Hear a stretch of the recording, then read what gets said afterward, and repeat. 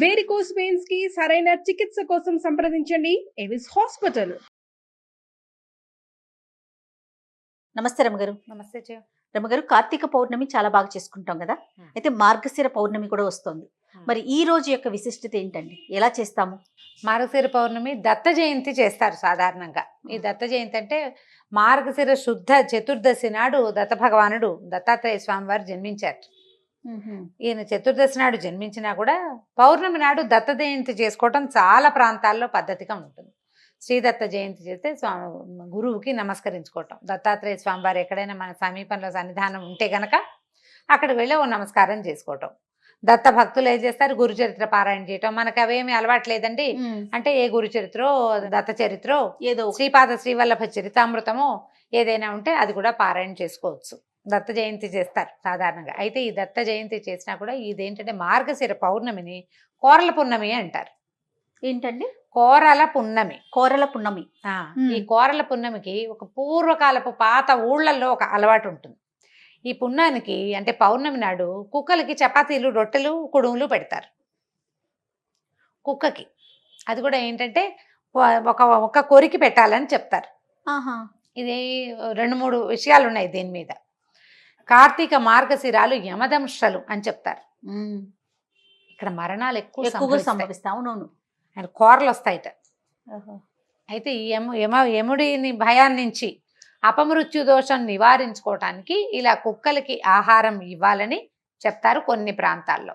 అంటే సాధారణంగా మాకు ఇళ్లలో ఏమని చెప్తారంటే నెల పట్టినప్పటి నుంచి జాగ్రత్తగా ఉండాలి. ఎక్కువగా మనం చెడు వార్తలు ఎక్కువగా వింటాం కదా. మార్గశిర మాసం ఎక్కువ మరణాలు ఉంటాయి.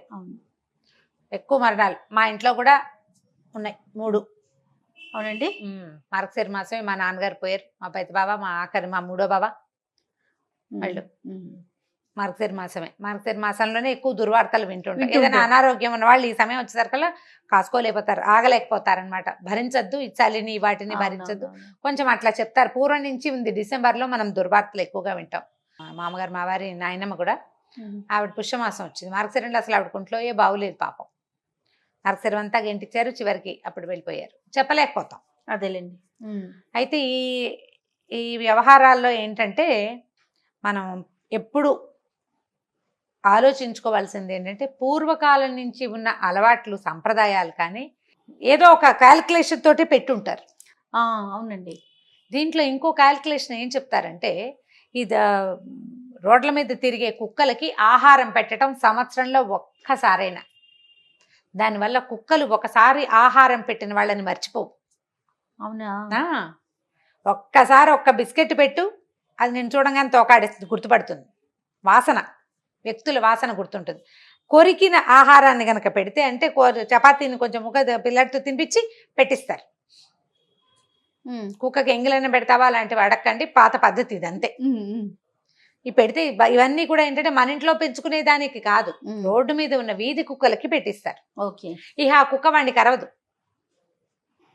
వాడిని ఏం చేయదు, ప్రమాదాలు తగ్గిపోతాయి. అందుకని ఈ జీవులకి ఆహారం ఇవ్వటము, తర్వాత వీటితోటి హ్యూమన్ ఫ్రెండ్లీ అంటే మనతోటి అవి ఫ్రెండ్లీగా ఉండడానికి ఒక మంచి పద్ధతి అన్నమాట.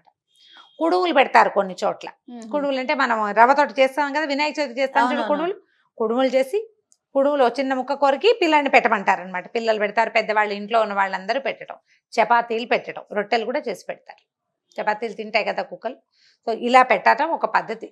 మొన్నట్లో చదివిన పుస్తకంలో అయితే ఎలా చెప్పారంటే, చిత్రగుప్తుడి సోదరిట కోరలమ్మ అని ఒక ఆవిడ, ఆమెని తలుచుకున్న వాళ్ళకి పాపాల చిట్టా తగ్గిపోతుందని. కోరలమ్మ అని ఒక దేవత కూడా ఉందంటారు కొన్ని ఊళ్ళల్లో. ఆమె ప్రీత్యర్థం ఈ కోరల పూర్ణమి రోజున ఇట్లా ఏదైనా ఆహారం పెడతారని. ఇందులో ఇంకొకటి ఏం చెప్తారు, ఎన్ని ఉన్నాయో పాఠభేదాలు చూడు, ప్రాంతాలని బట్టి. శునకము కాలభైరవుడి వాహనం. అవును. కొండకుచో కాలభైరవుడి శునకాన్నే భైరవుడు అని కూడా అంటారు. కుక్కనే కాలభైరవుడు అంటారు. ఆయన దాని మీద వాహనంగా తిరుగుతాడు, కుక్కే ఆయన వాహనం అని చెప్తారు.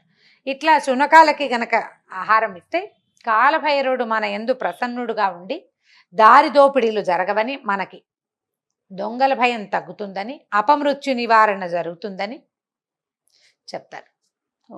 ఈ 3 విషయాలు ఉంటాయన్నమాట. అందుకని ఈ మార్గశిర పౌర్ణమి నాడు అవకాశం ఉంటే ఓ 2 చపాతీలు రాత్రి చేసుకుంటే కిందకి తీసుకెళ్ళి వాకిట్లో రోడ్డు మీద ఏది కుక్కున్నా కూడా ఓ 2 చపాతీలు కుక్కకి పెట్టండి. దానికి జామ్ రాద్దామా పీనట్ బటర్ రాద్దామా అనుకోవద్దు. దాంట్లో ఒక చిటికెడు ఉప్పేసి చపాతీలు చేసి పెట్టచ్చు. ఇది చాదస్తంగా పురాతన సాంప్రదాయంగా భావించి ఇది చేయకపోతే కొంప మునిగిపోతుంది అనుకోకండి. చేయాలనిపిస్తే చేసుకోండి. మీ ప్రాంతాల్లో అలవాటు ఉండి మా అమ్మ వాళ్ళు చిన్నప్పుడు వేసేవాళ్ళండి మేము మానేసాం అని చెప్తారు చూడు, అవునవును, వాళ్ళు చేయండి జ్ఞాపకం పెట్టుకుని. అమ్మ వాళ్ళు చేసిన విధానాలు కొన్నైనా మనం కొన్నిటినైనా పాటిస్తుంటే బాగుంటుంది. మన పిల్లలు కూడా దీన్ని కొనసాగిస్తారు. ఈ కోరల పున్నమి అనేది ఒక ప్రత్యేకమైన రోజని, ఈ రోజున దారిలో ఉండేటువంటి శునకాలకి ఆహారం ఇవ్వాలనే ఒక విషయాన్ని మనం నేర్పిస్తాం. అంతే, జంతువుని ప్రేమించటం, జంతువుని ప్రేమించడమే కదా, అందులో ఇంకా తప్పేం లేదు. కాబట్టి ఈ పౌర్ణమి నాడు ఈ పని చేయొచ్చు. అవకాశం ఉన్నవాళ్ళు, ఆసక్తి ఉన్నవాళ్ళు తప్పకుండా చేయండి. తప్పకుండా రమ్య గారు. నమస్తే. నమస్తే చేయండి.